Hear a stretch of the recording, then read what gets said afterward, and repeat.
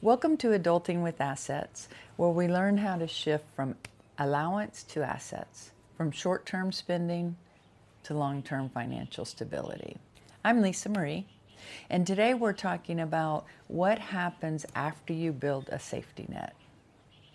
I've watched people build $10,000 in savings, and 3 years later, they're in the same financial position. If you missed my book recommendation, now is a perfect time to get the book. It's called The Richest Man in Babylon. It's an easy read, 5 steps to discipline that change your entire thoughts about money. And this is why I love the book.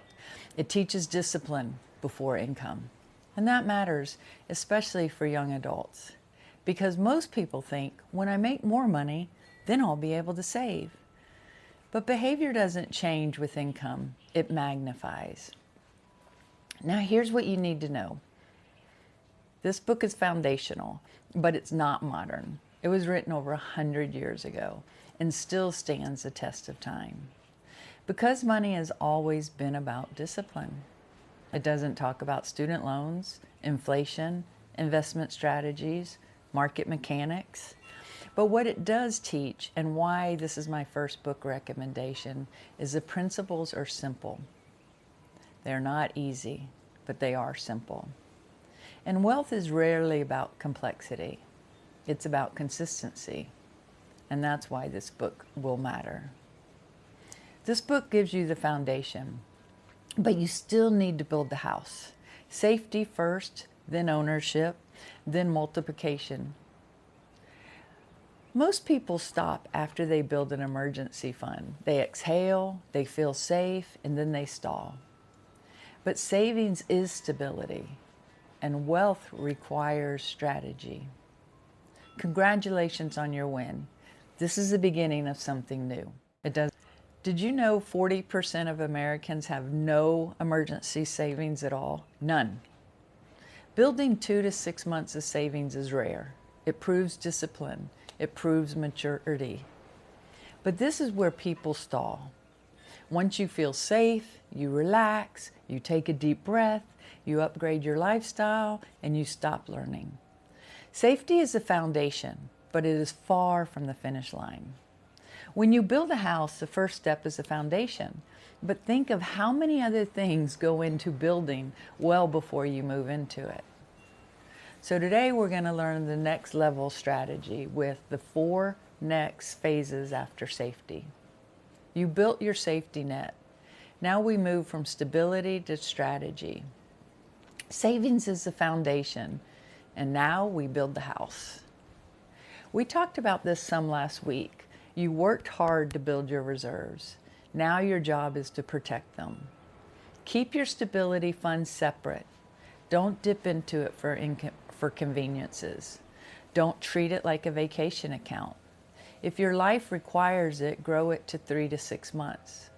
Stability must stay stable. This phase is about maturity.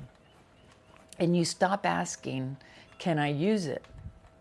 And you start asking, does this qualify as an emergency? And here's a discipline piece. If you use it, rebuild it immediately. Phase 2. We have to remove what's weighing you down. Once stability is in place, we have to clear the resistance. Anything draining your money or your momentum must go. Well, what weighs you down will stall or slow your wealth. Attack high-interest debt. Remember, credit cards average 18 to 30% interest. Unnecessary subscriptions, oversized car payments. Be careful not to switch it to a 7-year car payment or car loan just to reduce payment. Habits that quietly drain cash, fast food, eating out, coffee every morning. High interest debt especially, that's called reverse investing. It compounds against you. You're not just paying things off, you're increasing your financial speed. This is where many people stall because debt feels normal. But normal spending habits don't create financial freedom. Phase 3. This is the beginning of ownership. This is when you start shifting from savings to owning. Savings protects, assets multiply. Examples of ownership: retirement accounts, brokerage investing, real estate, business investment, equity in something that grows. Ownership starts to change your identity, and you stop thinking, how much do I have? And you start thinking, what do I own? This is a very quiet turning point. Your money begins working when you're not. That's when wealth building actually begins. Phase 4, increase income intentionally. Now here's where people get it wrong. You do not increase income for lifestyle upgrades. You increase income for asset acquisition. That means upgrade your skills, pursue certifications, negotiate strategically, take calculated career risk, build scalable income streams. The purpose of higher income is leverage. More income, more assets, more control. Not more income, bigger expenses. This is the difference between looking wealthy and becoming wealthy. This is the start of the full shift. Emergency fund is your survival confidence. Ownership is your future confidence. After safety, your mindset changes from can I handle this month to how do I build the next 10 years. That's adulting with assets. Take what fits, leave the rest. And if something here saves you one hard lesson, it's worth the conversation. Remember, wealth isn't built in moments, it's built in habits. See you next week, and don't forget, your future is watching.